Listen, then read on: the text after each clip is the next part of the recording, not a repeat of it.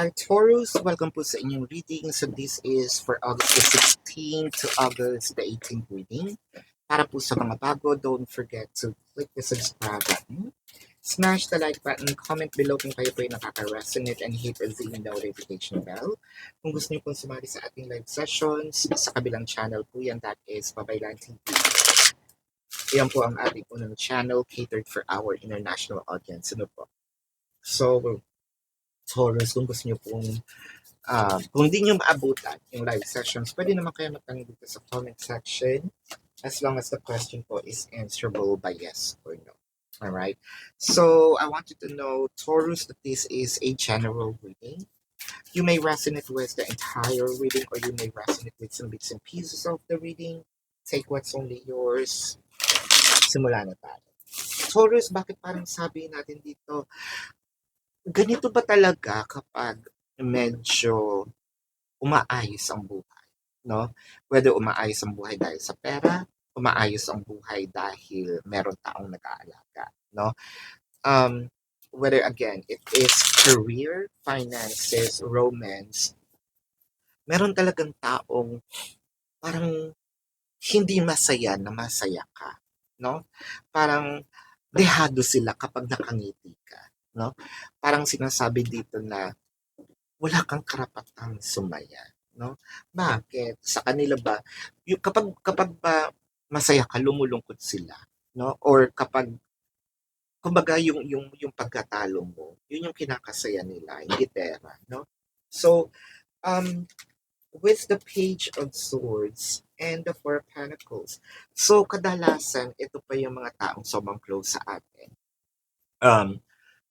From what I am seeing, no, for a few numbers of you, baka nga P, sa letter P nag-start itong name nitong taong ito. Sabihin natin ganito, hindi niya pinapahalata na sobrang close to eh. Kumbaga nasa vicinity siya or nasa loob siya ng bubble mo.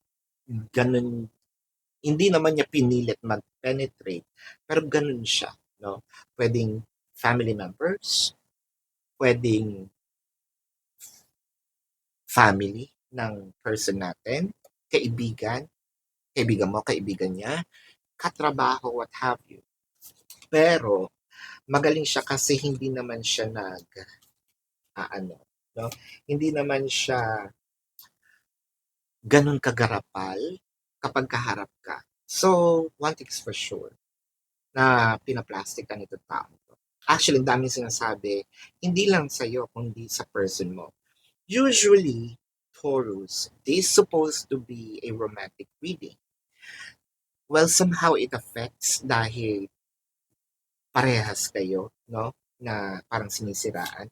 I think na nagkakasira kayo dahil sa taong ito, no? Wow, ang laki ng influence nitong taong ito. And I feel like magaling siyang magbigay ng, kumbaga, magaling siya mag-manipulate, no? Ng isip ng tao. Kumbaga na yung hindi nagagawa niyang oo, yung oo nagagawa niyang hindi. Very close, again, very close ang proximity. Na-stress ka na dahil bakit pinapaniwalaan niya ito ng karamihan. Kahit kitang-kita na, obvious na, siguro tangging kamatayan kapag na, ang tawag doon, yung napipinpoint, tangging kamatayan kapag yung natatrap, no? Yung nabubuking na, no? Nalulustan pa din. Ang daming kinaiinggit, ang daming,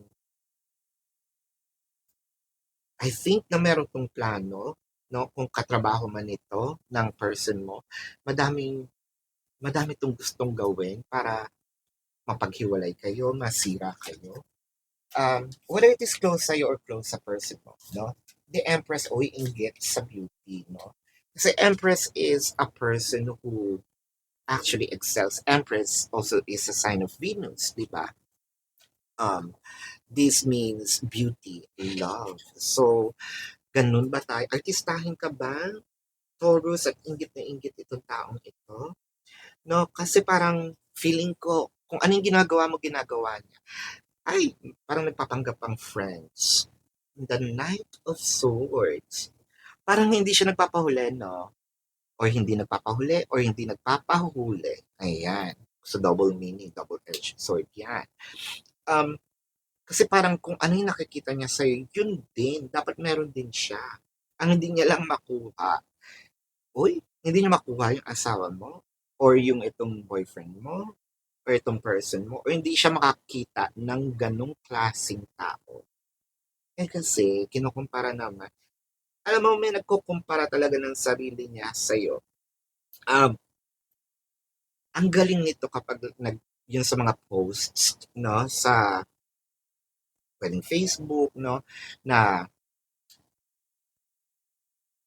okay silang magkarelasyon or meron siyang karelasyon, na loving sila, okay naman eh. Wala naman, may nakikipagkompetensya.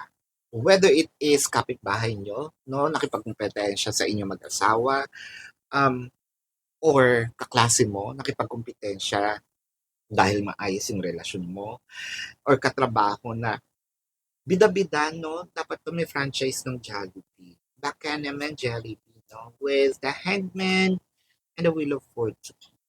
So, hindi lang ito beauty, hindi lang yung looks, pati yung relationship, lahat na kinaingitan sa'yo. Lahat na, bakit parang gusto niyo maging ikaw?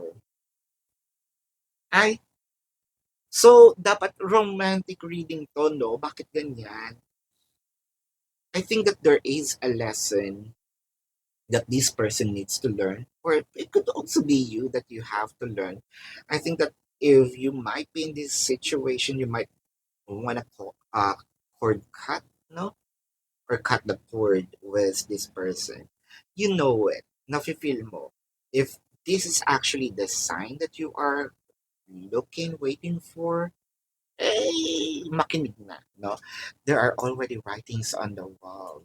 So, ito na yata yung sign. Let's check kung ano ba ang nafe-feel mo or nafe-feel ni person, no? Our love will never cease to exist and what's the point of it all? Ooh, kung meron man kayong mga challenges, no?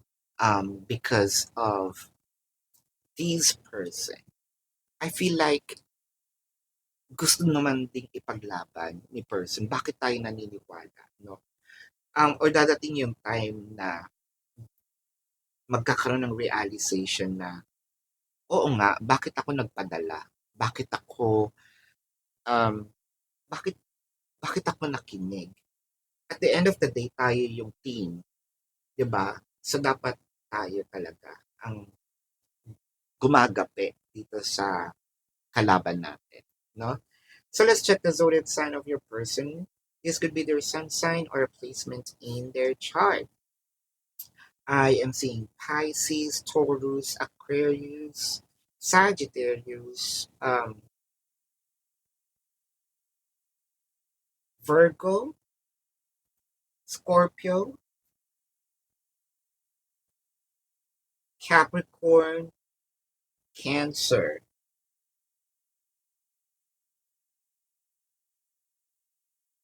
Leo.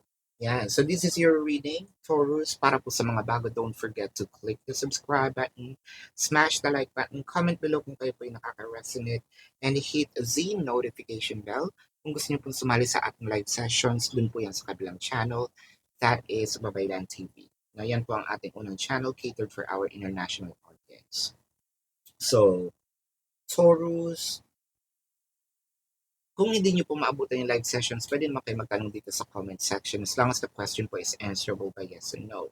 Pero kilalang kilala nyo yung sarili ninyo. Kung hindi po kayo masasatisfy sa yes or no na sagot lang, dumiretso na kayo dun sa ating description box. Meron po dun link ng aking website. Click the link, you're gonna be routed to my website. Nandun po yung question form. No? Sa baba po ng question form, nandun po yung QR codes, how much per question, the name, the number for your reference. May isang QR code doon na 4 questions plus 1, that's actually discounted price, take advantage of it. If you want to book a private reading, nandun din po siya sa description box. Tuloy ang manhunt, Nasa description box din po yung link ng mga fake accounts na pwede nyo i-report, screenshot, send it to the designated email for you to win a private reading. No? And Taurus, if you still care about your exes or inahanap niyo yung mga readings about exes, nasa Facebook po yan. No? You might want to check on it. This is your reading, Love and Light. Namaste. See you po sa susunod na reading. Goodbye.